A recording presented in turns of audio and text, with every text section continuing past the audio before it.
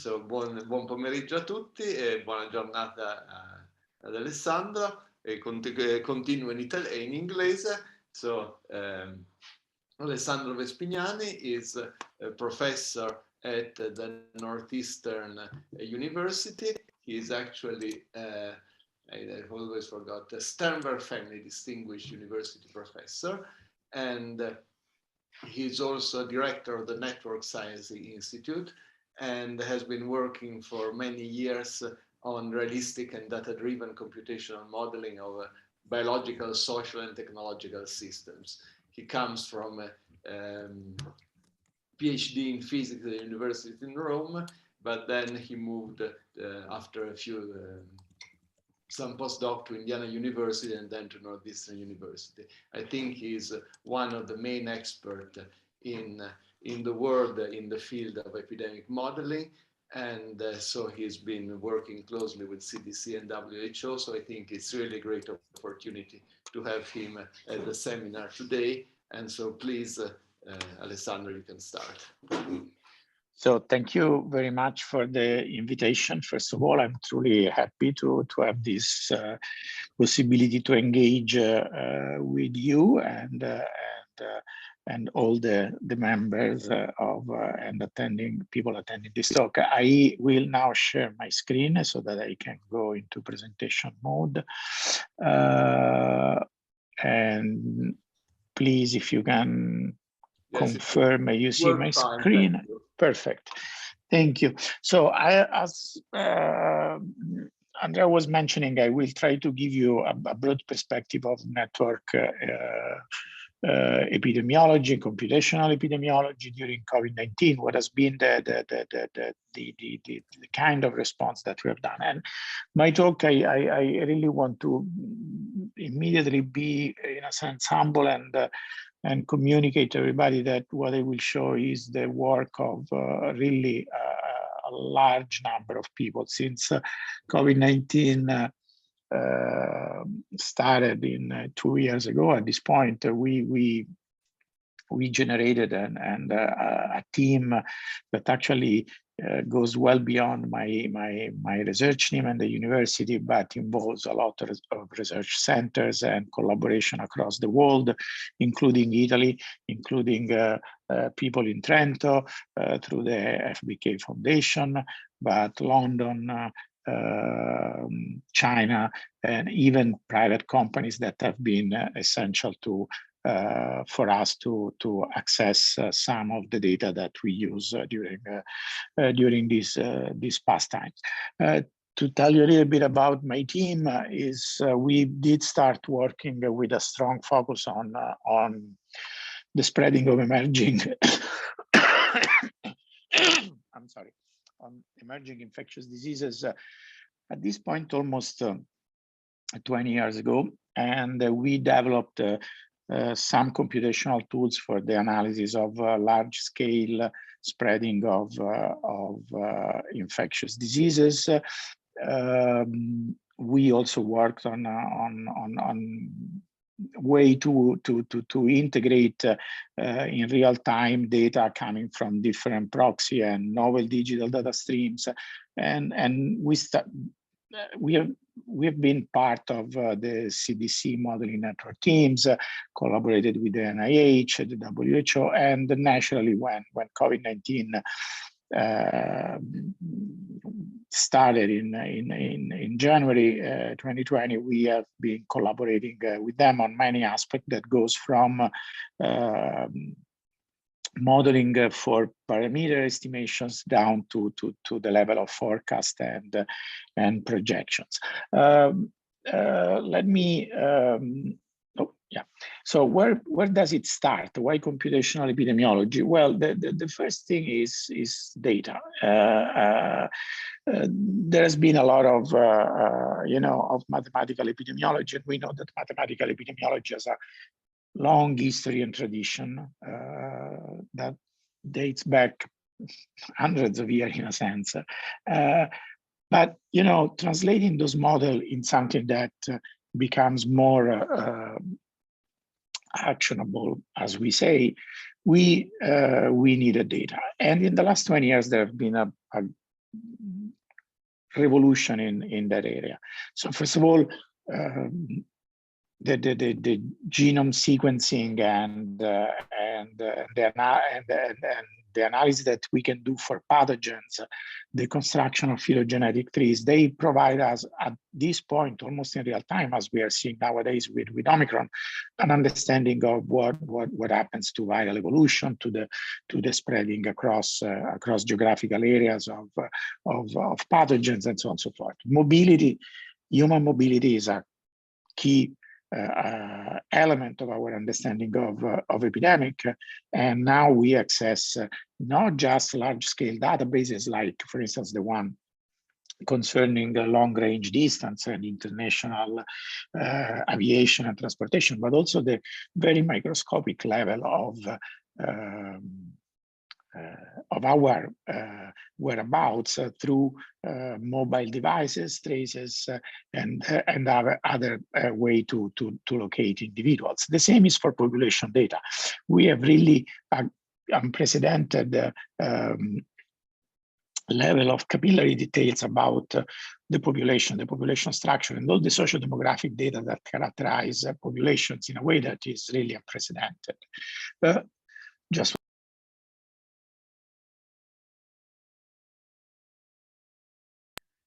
so when we have all those data, we can really think of different way of approaching infectious disease modeling, and you know, this is part of what has been defined the big data narrative in the past years. Pretty sure that you know that even we went down a road that where at a certain point the editor of Wired magazine wrote a very influential, it was 2008 or 2009, I don't remember exactly, a very influential editorial in which whose title was The End of Theory. And so the guy was saying, you know, at this point we can collect so much data from all the possible different sources that we just have to put those data into some kind of machine learning, artificial intelligence algorithm, and we will get responses. We will get understanding of the future without understanding perhaps, but we don't care. And he was closing that editorial by saying, it's time that science learns from Google. That was quite a strong statement that obviously, as you can imagine, was not received enthusiastically by the scientific community, but it was based on some evidence and some actually important advances in the use of novel digital data streams, for instance, for public health. And then, you know, the classic example is Google Flu Trend, that is a very brilliant idea by people at Google that say, well, you know, the CDC generally spends a lot of time to collect data from all possible doctors, hospitals, etc., to get a picture of what is the flu season in the United States. This is obviously delayed by a couple of weeks for several reasons. And what you have is that you have always a picture of what is the situation that is in the past. Well, they said, well, we have millions of people searching on Google every moment. We just have to sift through those searches and look for keywords and sentences that are related to flu. Then we plug all those data into some level of machine learning that use the ground truth from previous year of the CDC, and then we can have actually nowcasting, and with a bit of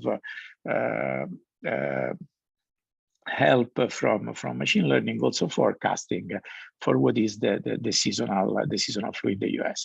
This was initially working wonderfully.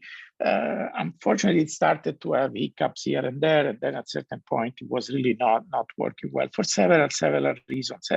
And there are a potential number of pitfalls for those approaches, as you can understand. The first one is a lack of macro level understanding. So we, you know, in many cases, you can have a forecast or understanding of what will be the prevalence of the flu this week or the next week, but why?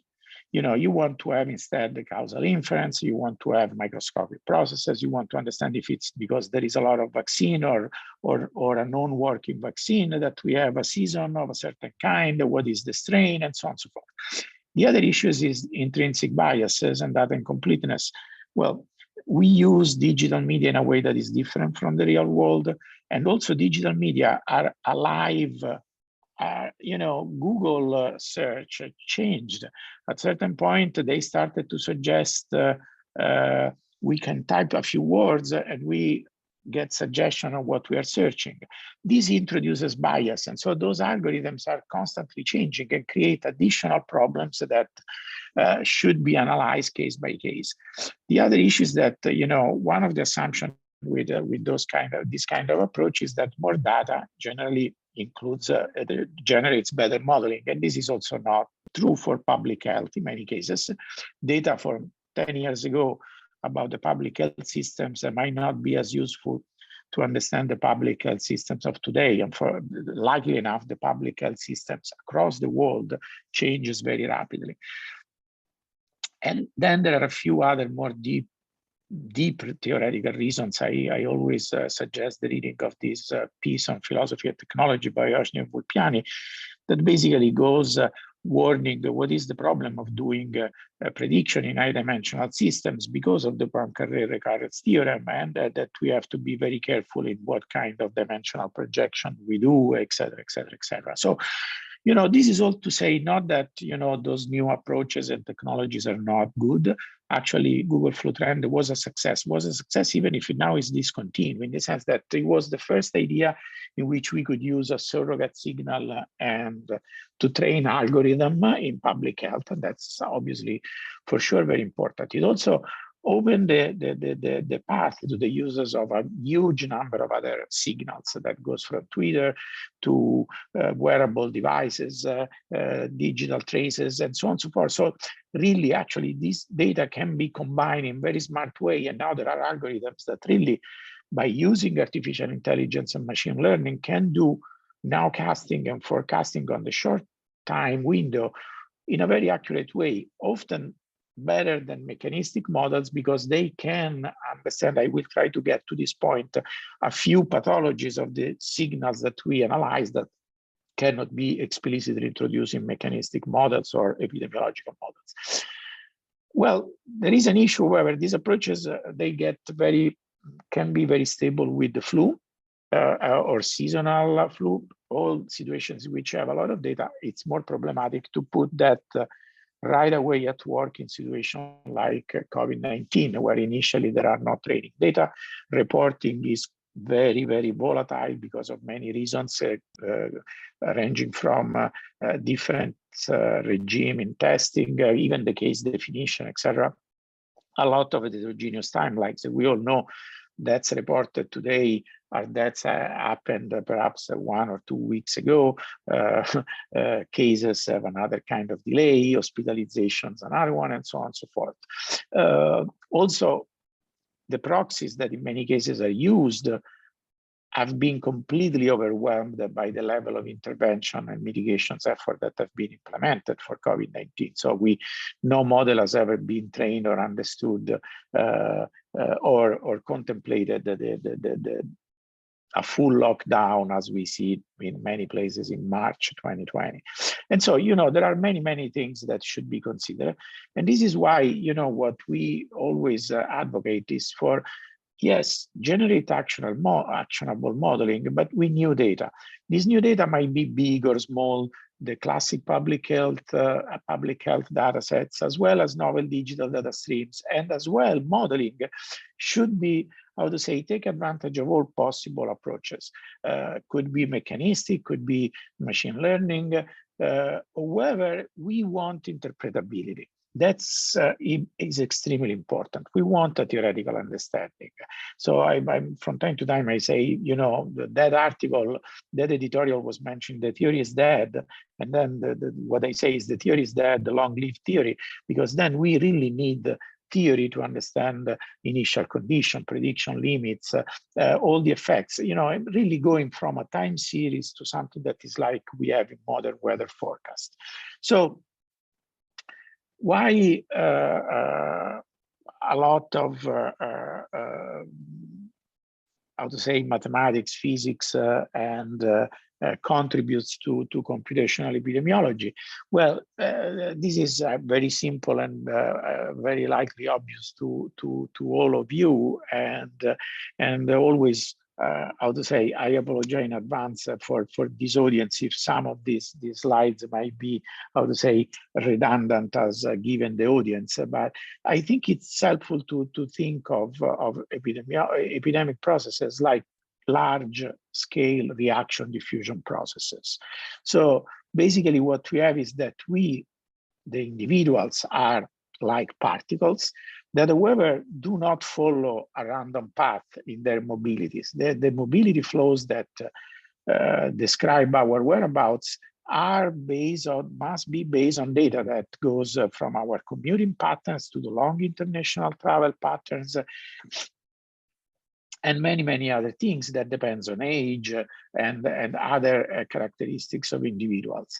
And the diffusion part, so is this movement generally at this point, given the time scale of the disease and the fact that we move pretty quickly, it is on a network, it's not on a continuum, where we have subpopulations, different urban areas, cities, neighborhood, counties, etc., individuals resident in those places, and movement informed by data that let us diffuse in a non-disordered way, but according to those patterns on a large network. Then we have the reaction part that happens within each node of these large scale networks. That is where we describe the disease. And so the fact that you can be in contact with individuals, etc. Here you see the classic stochastic chain binomial process describing a susceptible infectious recovery model that would apply within each node of the population. Well, this is a scheme that is the scheme that we have developed in the past years. And you see we define basically a synthetic world where we have different layers. The basic layer is the population. This is where we embed the socio-demographic attributes of all those little counties or subpopulations that we monitor in our modeling. There is a layer that is what we call is made by fast degrees of freedom. So these are movement that happens on the time scale of a few hours, and generally are commuting patterns and medium or short range distance movement. And then there is the long range pattern of movement that generally is taking 1 day for the actual movement, but brings individual in other places for a characteristic time that goes from 1 week to 2 weeks, and so on a scale that is generally larger than the time scale of the disease. And so you see, this is the multi-scale modeling approach, where we can also tune the geographical resolution, because we can assume a different reaction mechanism for the disease description that can go from more coarse-grained homogeneous assumptions, if you really are interested in the general larger scale evolutions, or you can introduce the age structure so that you have different matrices that represent the network of interaction, down to very specific studies on specific urban areas in which you can focus on the really multi-scale networks that describe the individual, single individuals. If we want to go a little bit more into the data construction of these, we start with the microcensus data. So basically, these are data of high quality and details about thousands or hundreds of thousands of households. And by working on those data, you recreate a synthetic population statistically equivalent to the population of the country concerning a certain number of indicators that could be the age distribution, the frequency of number of household members, and so on and so forth. This is all can be all geographically localized, and helps also in anonymizing data, because at this point what you create is a population that is statistically equivalent to the real population, but doesn't have, the family names embedded in it. Well, through these approaches, what you create are networks of contacts that are in the household, in the school, in the workplace, in the community, and then you can, build different construction to generate what is an overall network of contacts. You can work at this very low level scale, or, and this is constrained by computational time, by the quantity and quality of data, you can decide for more mesoscopic descriptions, like for instance, age structure population, in which you assemble those networks to define what is the probability of interaction between an individual of 10 years old with individuals of different ages, and so on and so forth. On top of this synthetic world, we have the infection transmissions. That is actually generally now for realistic situations are fairly complex models, like the one for COVID, that have to consider the latency time, the pre-symptomatic, asymptomatic, infectious individual hospitalization, intensive care unit admissions, etc., etc. Those parameters have to be gathered from the clinical data, from epidemiological data, and or generally you can work around them through some sensitivity analysis, but this is clearly, crucially dependent on the specific disease. Well, a couple of words to say why it is important, why networks are important in this context. Well, because basically what you do in these models is to generate those synthetic population of households and how they spend time in workplace, school, etc.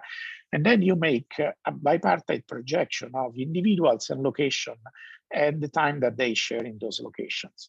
You can do a unipartite projection of those networks that creates a network of contacts among individuals where those edges have different strength of interactions, a different force of infections, because our interactions in a workplace setting is different than the interaction in the household. But you can also do other constructions. For instance, you can use those multi-layer networks in which you really separate the educational setting, the community, the household, the workplaces. You have a certain kind of interactions there, and then individuals are across those layers. Those interactions can even change in time, because you might have, for instance, mitigation policies that enters, and so you work with those networks where time is shifting.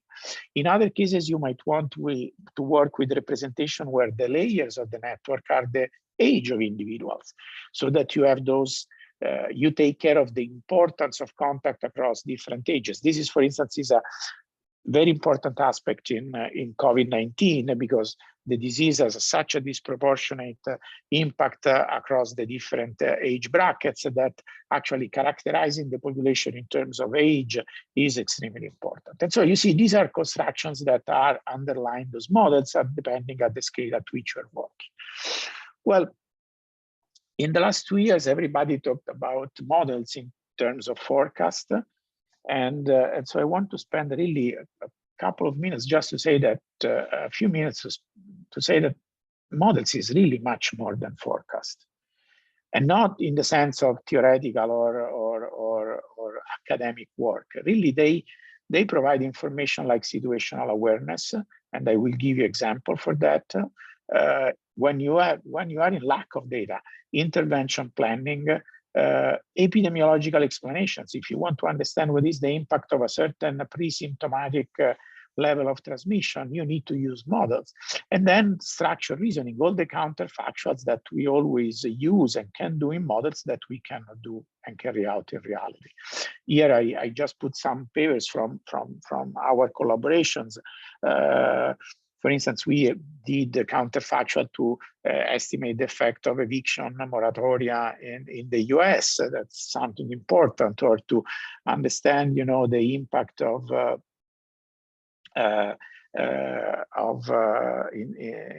the economic status of different of lockdowns on census tract with different economic statuses, et cetera. So this is this work, the community, the modeling community has produced during the last 2 years really hundreds of papers that have spanned those dimensions and have been very valuable in understanding and informing what could be our response to COVID. I give you a couple of examples here before going into the forecast. So now we are 2 years into this pandemic, and we tend to to forget what happened 2 years ago. And the issue is what models and algorithms were telling us about COVID-19 in January 2020, for instance, and February. Well, the first use of models was for situational awareness. So in China, there were a few tens of cases detected, and there was this cluster of atypical pneumonia, etc. But then at a certain point, we got the news that there were 2 introductions of SARS-CoV-2 in Thailand and 1 in Japan. Well, at that moment, you can start to use in a very simple way mobility data. We know the origin destination flow from all places in the world, and say, well, if we have a certain magnitude, a certain epidemic size, what is the probability that I will detect 2 cases in Thailand and 1 case in Japan? And then you can, reverse engineer this calculation and say, if I have observed 2 cases in Thailand and 1 in Japan, what is the likelihood of a certain size of the epidemic in the epicenter? At the time it was 1. Well, this kind of calculation, when you know all the traffic in real time, can be done. And in January, in mid-January, was giving us thousands of cases in 1. By the 26th of January or something like that, we were already at tens of thousands, really tens of thousands of cases. So this is a classic situation of where model provides you situational awareness. You don't have yet an infrastructure to test people, to get real data. Everybody was scrambling to understand what was the situation, but models were telling, guys, you have something big here. And for sure, there is human-to-human transmission. At this point, there are not 50,000 people infected just from a single spillover. And this indeed raised a lot of red flags in those days and started all the process of working on COVID-19. When you start to get more data, you can use mechanistic modeling approaches to, to test things, to measure counterfactual that would be hardly measurable in reality. One approach that we used was to understand what was the impact of travel restrictions on delaying and containing the epidemic. Well, you see here what happened, and that's the model really tells you very quickly what's going on.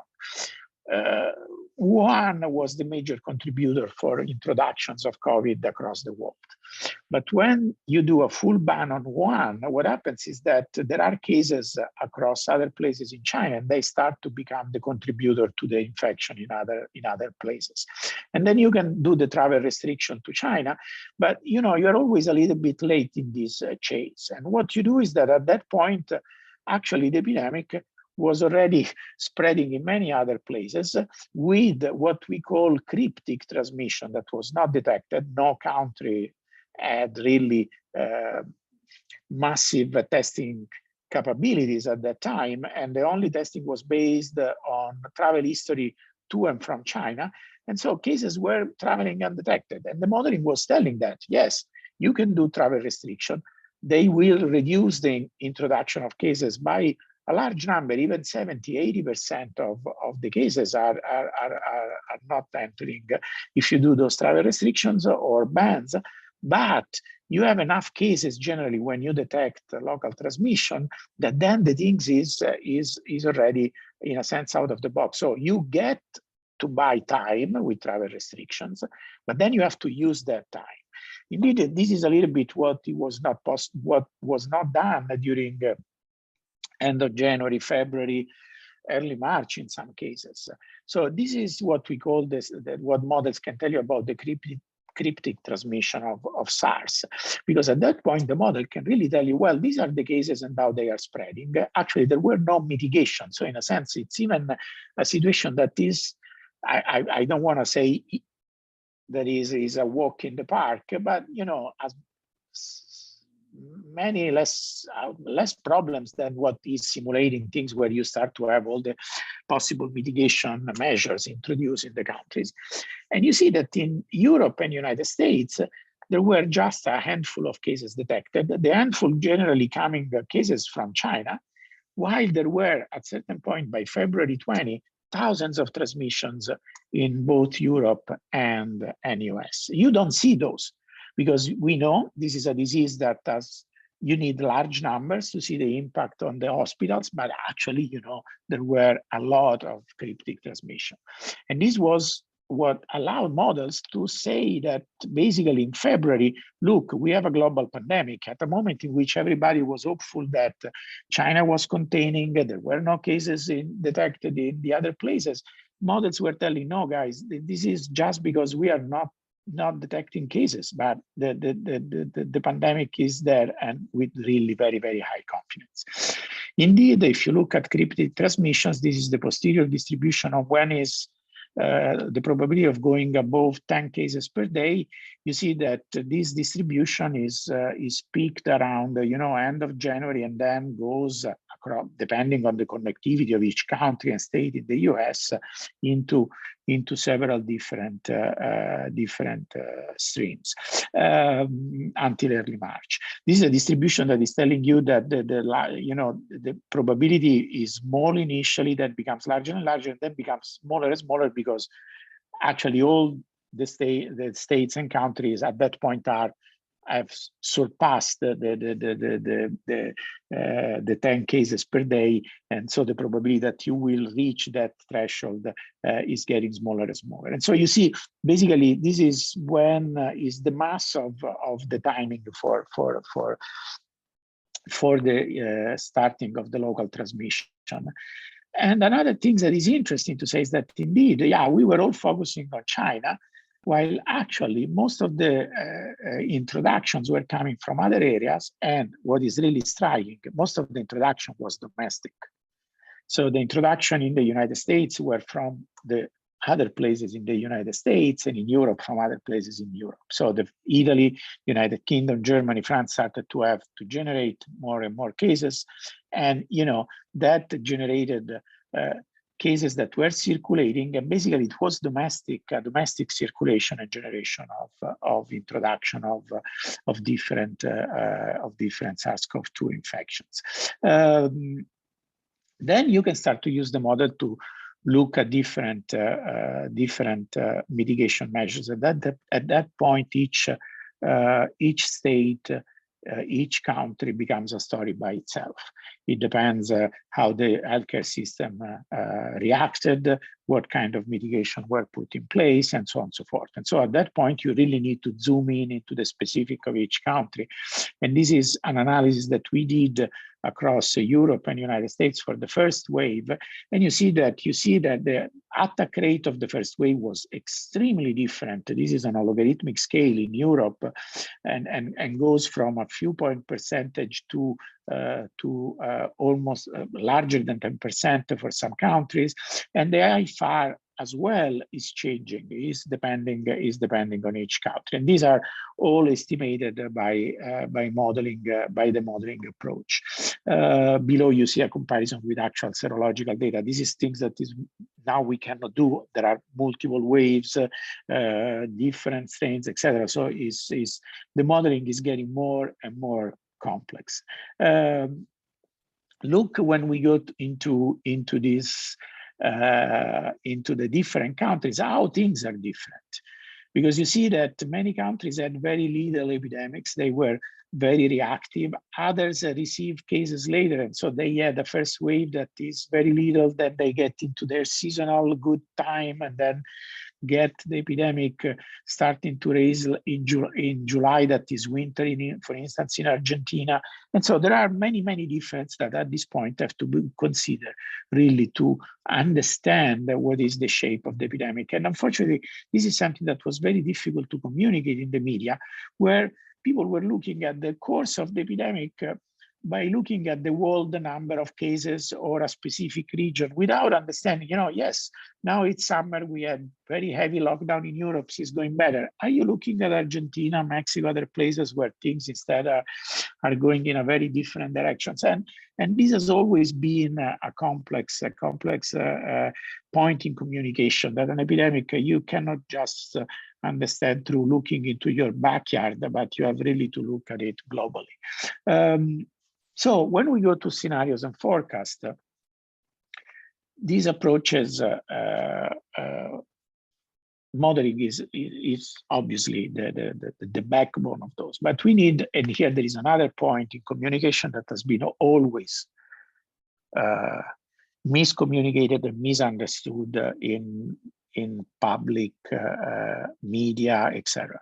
So forecast can have a time horizon that is no more than 2 to 4 weeks, and the 4 weeks are already, I would say, arguable. When you look at something that is on a longer time scale, then you are starting to do projection, and projections are scenarios. It's completely different. Forecast works on informed data at the moment and with a knowledge more or less of what could be behavioral changes, policies, etc. in the next 2 to 3 weeks. Scenarios instead works on the specific assumptions. It will be done this in 2 months. People will react this way in 2 months. This is obviously not, these are not meant to be capturing the reality. They provide an envelope of possible futures where your reality will be somehow, and try and allow you to understand and guide your response by looking at the effect of different policies, but they cannot be misunderstood as forecast.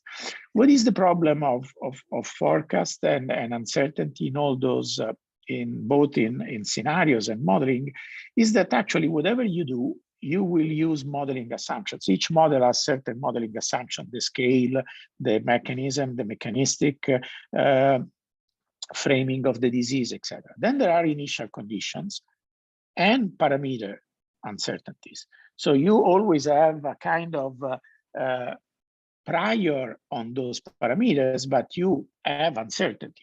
Well, what you have to do is that you have to run your model sampling from those priors, and then on top of this, you have also the stochastic evolution of the model that is always there.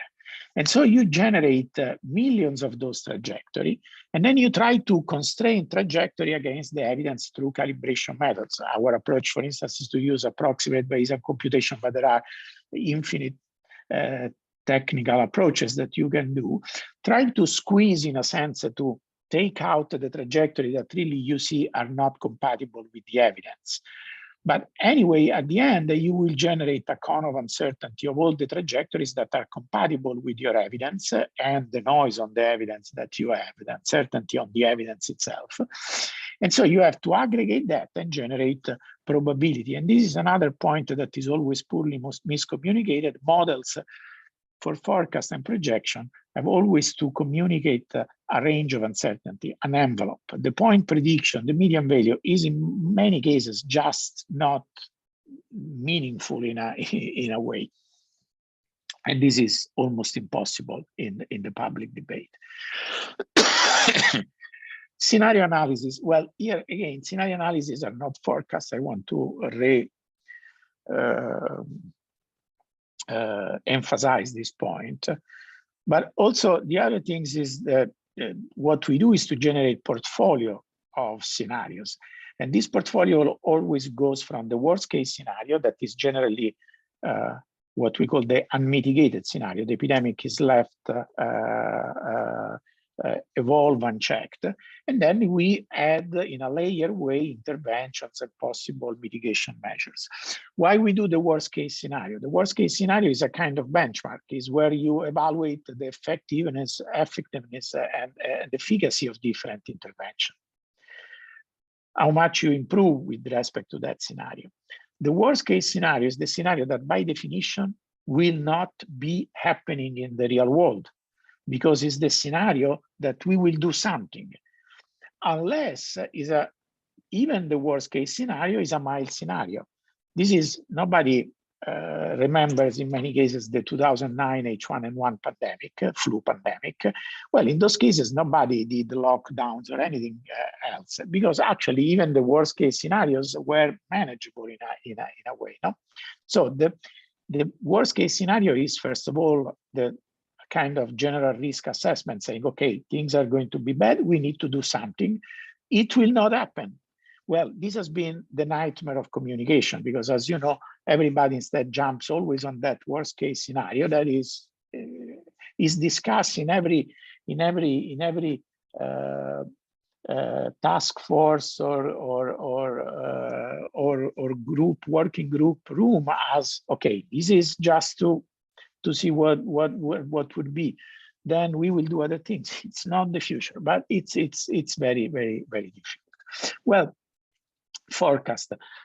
I'm really, I think we are at, yeah, 40 minutes. So I will try to close in a few minutes, really 2 to 5 minutes. You know, forecast is a kind of tour de force computationally, because forecasts have to be constantly redone. There are teams that redo forecasts every even 2 days a week, weekly for sure. And that means that you have create pipeline that ingest data, consider data in real time, rerun large scale simulations, et cetera, so on a weekly basis, and that is one of the issue in terms of generating infrastructure and generating data pipelines that have to be reliable, that must not contain a huge uncertainty, and so on and so forth. And so the forecasts are plagued not only by uncertainties in modeling, but also by uncertainties in the ground truth that we use to project, to define the forecast. And one of the things, for instance, is how we get real-time human mobility and proximity indicators. This is something that we worked a lot together with a data provider, Cubic. This is what we did for the United States at the level of census tract, where we were really looking at the differences in mobility and contacts duration during this is the first, basically the first wave of the pandemic, so that you can use those data in real time to inform the modeling approaches. Well, the things is that at the end, you use a huge amount of in-sample data to get those 4 weeks in advance projections that actually, even at the 4 weeks might have large variation, because, perhaps you have a governor that in state reinstates some mandates or whatever. So you see, this is a very difficult exercise. Another thing is that we need to keep in mind that models are not oracles. Models are just models, and all models, as we always say, is a bit wrong. Models don't provide always an optimal performance in all situations or stage of an epidemic. For every model, small differences, the assumptions, the way that you approach a certain methodology, the way you consider priors, parameters, etc. And so what you generate is that every model generally will have different results. And this is something else that has not been easy to communicate. Now, we should really go with the weather forecast. This is what is communicated by National Center of Weather. Now, when you have a hurricane, you have this nice kind of uncertainty, you have a certain median trajectory, et cetera, et cetera. Well, what is underlying that is this. These are different models. And those models, as you see, in some cases are also crazy trajectory with respect to what you would expect. And those models are not always, so the models that performs well are not always the same. So this is why in weather forecast, there is a long history of doing ensemble modeling. So to use a large number of models and ensemble them according to their performance. And there is another area of science in order to generate those ensemble projections. This is what we did try to do with the Center for Disease Control in the United States. So to work really with both for scenarios and forecast by using a multi-model approach, where there are at least tens or even more for forecast. We use really a couple of dozens models to generate ensemble prediction that provide a kind of envelope that is the consensus from all those modeling approaches. This is, for instance, is what we did for the alpha wave in April, September in the United States. And obviously it's a large effort with a lot of people involved. You need resources, you need coordination, but I think it's a little bit strange that in some places, when you have weather forecasts, you don't go to one modeler and say, what do you think about the next storm? Or you just go to one university to ask, what is your prediction? You have national centers that do that work by aggregating scientifically those models and expertise. And we need to go in that direction. This is also we did for the weekly forecast. This is our CDC ensemble report, so that we really try not to go out and say, my model is saying that, or my model is saying that, but to have a communication that was an institutional communication that was aggregating the mathematical and computational expertise of many, many different teams. I talked a lot about about applied science, applied math, applied computational sciences. At this point, let me say that these 2 years are opening so many foundational challenges. How to construct meaningful representative populations, how to integrate heterogeneous data sets in meaningful way, the definition of basic epidemiological quantities, key drivers, etc., in real network and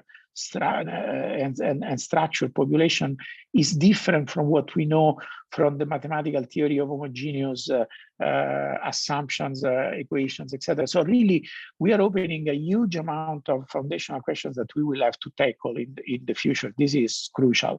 The way that we model behavioral adaptation, it's a major issue that now that we have more and more data, we need to be able to tackle more. In a sense, behavioral epidemiology becomes really a frontier where we need to invest also foundationally.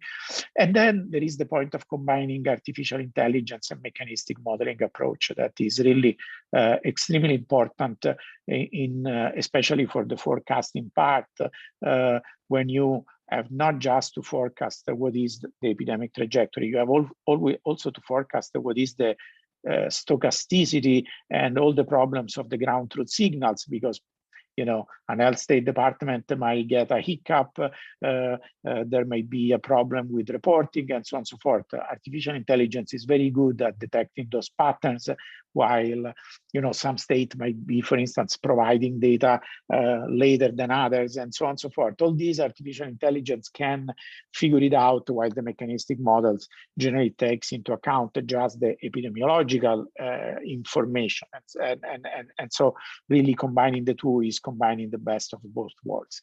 I think I can really leave this slide that